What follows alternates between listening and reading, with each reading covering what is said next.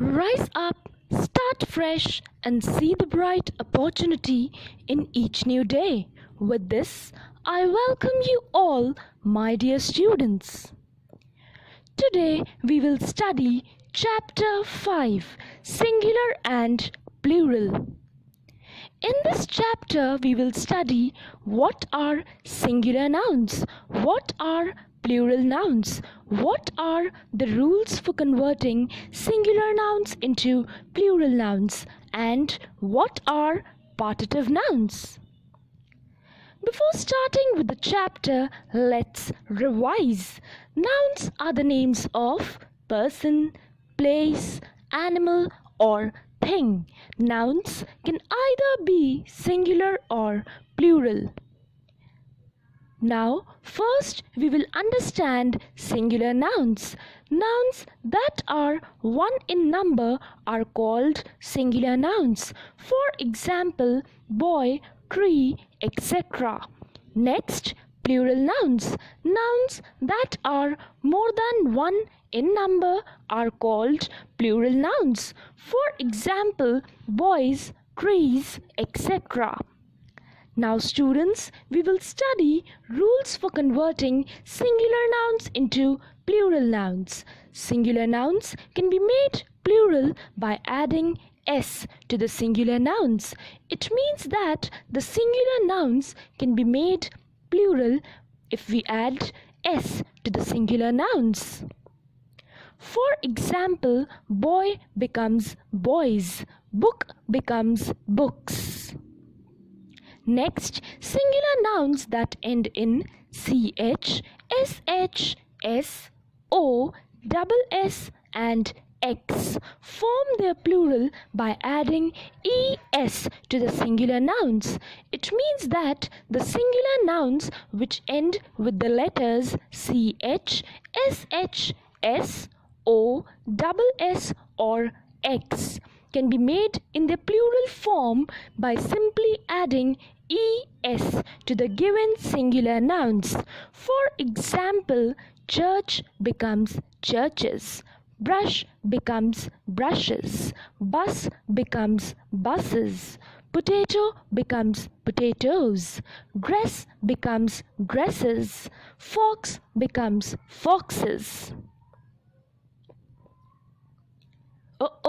What's this? There is an exception to this rule.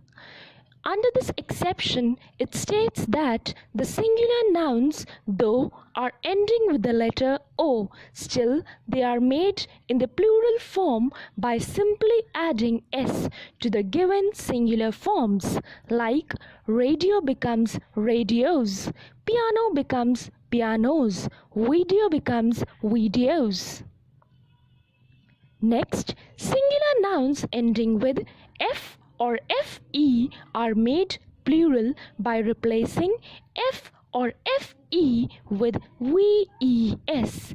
It means that the singular nouns which end with f or fe can be made plural if we write ves in place of f or fe.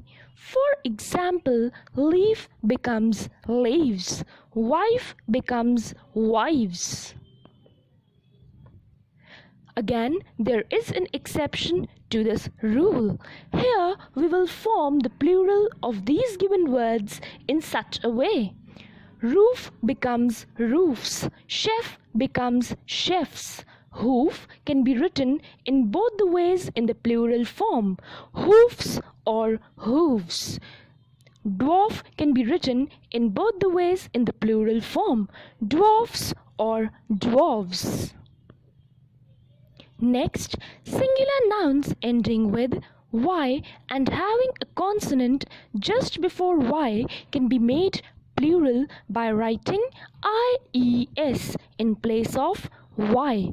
It means that the singular nouns which end with the letter y and just before y is a consonant, then such singular nouns can be made plural by writing ies in place of y. For example, baby becomes babies, butterfly becomes butterflies. Next, singular nouns ending with y and having a vowel just before y can be made plural by adding s to the singular form. It means that the singular nouns which end with the letter y and just before y is a vowel, then such singular nouns can be made plural by adding s to the given singular nouns. For example, toy becomes toys, monkey becomes monkeys. Next, nouns that do not follow any particular rule while forming their plural. These are irregular nouns. It means that the nouns which do not follow any specific rule in order to form their plural. Such nouns are the irregular nouns. For example, woman becomes women, child becomes children, ox becomes oxen, foot becomes feet, mouse becomes mice. Man becomes men, person becomes people, tooth becomes teeth. Next, nouns that do not change in the plural forms. It means that the nouns which remain the same in both the singular form as well as in the plural form. For example, sheep remains sheep, money remains money, news remains news, furniture remains furniture, aircraft remains aircraft, spacecraft remains spacecraft. Luggage remains luggage, knowledge remains knowledge, information remains information, deer remains deer, fish remains fish, fruit remains fruit. Note. So students, you have to keep this note in your mind. We can say fishes and fruits only when we talk about varieties or kinds. Next, nouns used in plural form for one thing having two parts joined together. It means that the nouns can be used in the plural form for one thing, and that one thing is having two parts, and those two parts are joined together. For example, scissors, jeans, glasses, pants, etc. Next, plural nouns used as a group of people, animals, or things. It means that the plural nouns can be used as a group, that is, a group of people, animals, or things. For example, clothes, stairs, goods, etc.